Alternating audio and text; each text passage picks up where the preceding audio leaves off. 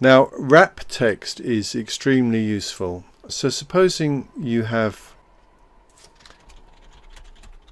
a lot of text in this cell so that it is wider than the column. Now that's fine because you can just read that. Now supposing there's something in this cell. Now we can't see that. Now obviously we can make this, double click there, we can make this incredibly wide, but then we might not want this particularly wide because it doesn't fit in with the other rows.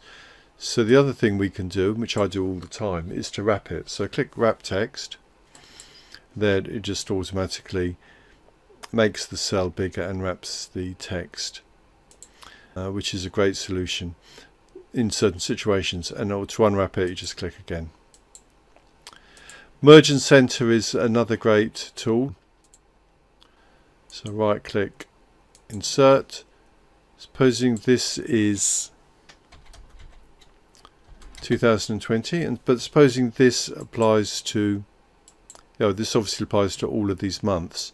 So what I can do is to merge all of these cells together. So I click on that and do merge and center, and now that 2020 appears right in the middle above everything.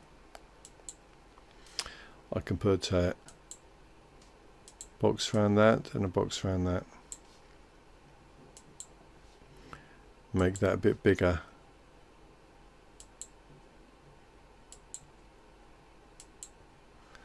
There we go.